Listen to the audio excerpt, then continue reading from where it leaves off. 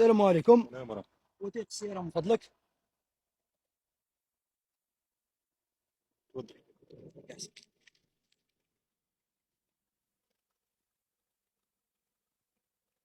حاج، رقد السيارة وافتح الله مال الله يعيشك. يتم تفتيش السيارة. في تلك الأثناء يصرح السائق بشكوكه حيال المدعو افتح الباجاج بلال من فضلك. لأحد مش تاعي الشيخ أعوان الباجاج. الجمارك. تاع شكون؟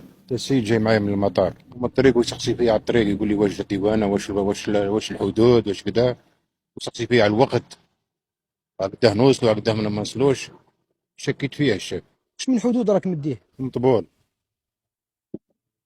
اخ، من فضلك الاخ.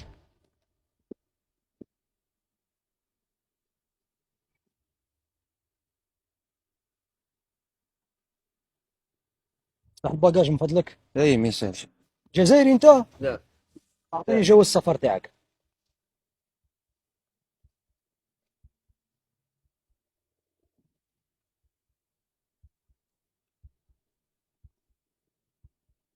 وين كنت سي بلال؟ كنت في المغرب. شحال قعدت؟ ثلاث نهار يعني. نهارين؟ اي وراك رايح؟ راني مروح على الحدود ها مطبوع. واش عندك تصرح به سي بلال؟ ما عندي شيء، كان دبشي هكا هو. افتح لي الباجاج من فضلك. اي ما يسالش.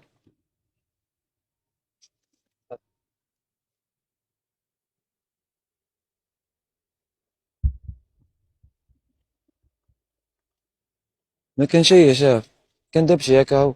ما رانا الا نقوم باجراءات تفتيش روتينيه. راني نهارين ماني ماكل شيء يا شاف. وعلاه ما كليتش؟ هكا مشني قادر ناكل شيء، عندي نهارين وقلبي داير عليا. مريض؟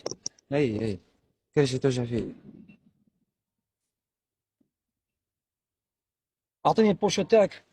اي ما يسال شيء، بس فيها والو؟ فيها شيء. تفضل، رجع الباجاج تاعك. تعرفوا الحاج؟ ما نعرفوش الشيخ، جيت من المطار انا. المطار؟ ايه ايش تخدم؟ نخدم كورسات الشيخ. حط الباجاج تاعك يا سي بلال. اي ما يسال شيء. اي تفضل. روح معايا الشوفور.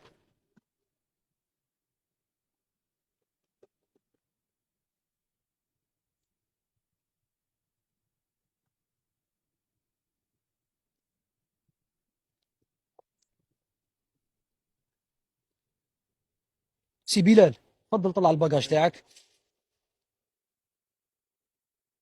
اغلق، تقدروا تطلعوا في السيارة. حضارات. تم إخطار قائد الفرقة بتصريحات السائق، بدوره قام بإعلام المفتش الرئيسي للفرقة. شبهة كون انه قعد مدة 48 ساعة في المملكة المغربية وتصرفاته مشبوهة.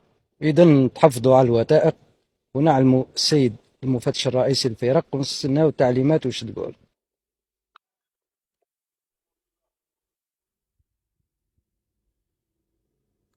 في الاستماع ارسل